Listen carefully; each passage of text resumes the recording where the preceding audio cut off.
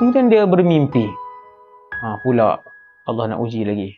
Tak berhenti tuan. Hidup para rasul tak berhenti diuji oleh Allah. Allah Ta'ala uji Nabi Ibrahim, nampak dia menyembelih anaknya. Bersembelih, bukan bersembelih simbolik. Betul-betul sembelih. Betul-betul sembelih Ismail dalam mimpi dia. Kemudian Nabi Ibrahim pun bangun pada esokan harinya. Apakah mimpi ini arahan daripada Allah untuk membunuh anak? Tuan, membunuh pula kali ni. Itu yang saya sebut tu, ujian Rasul dan Nabi. Takkan macam tu sekali arahan Allah kepada Rasul dia, Ustaz? Ya. Dan benda ni sabit dengan Al-Quran. Bukan hadis, dengan Al-Quran. Nabi Ibrahim tunggu kali yang kedua. Sekali lagi beliau bermimpi. Dan kali ini beliau yakin ini arahan Allah Jalla Jalaluh.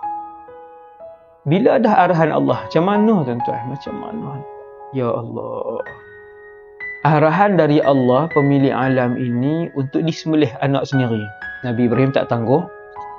Dia pasrah, tekad demi Allah, kerana Allah, untuk Allah, pengorbanan untuk Allah.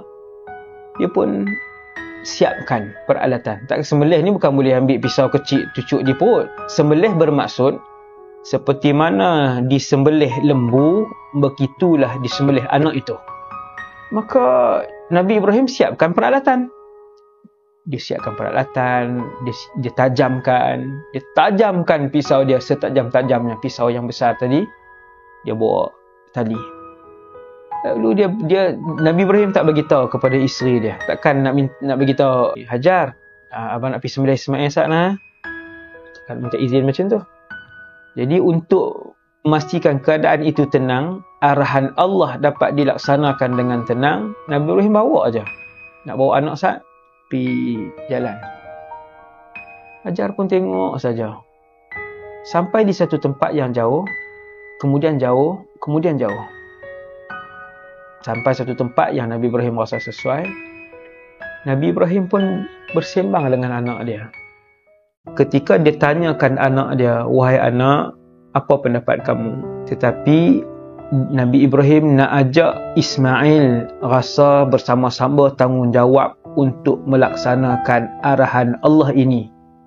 Dan ketika itu, Ibrahim sudah pun tahu anak dia takkan tolak arahan Allah.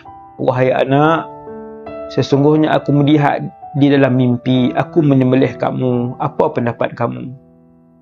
Ketika itu Nabi Ibrahim tahu anak soleh dia akan memberi kerjasama yang baik untuk melaksanakan arahan Allah itu. Dia yakin, dia tahu. Bila Nabi Ibrahim sampai di situ, dia pun tanya, wahai anak, apa pendapat kamu? Jawab si anak soleh, anak Rasul itu, yang juga seorang Rasul, ya abati, ayah, if'al ma tu'mar, satajiduni insya'allahu minas sabirin. Ayah akan mendapati alung tu saya tambah, insya-Allah, dengan izin Allah, alung di kalangan orang-orang yang sabar. Buat ayah, laksanakan ayah, tunaikan arahan Allah, wahai ayah. Lalu dua-dua beranak pun bersiap. Lalu Nabi Ibrahim pun baringkan anak dia. Tuan-tuan, baringlah, takkan sembelih dalam keadaan berdiri. Bukan sembelih dalam keadaan berlutut, bukan sembelih dalam keadaan bersila, dibaringkan.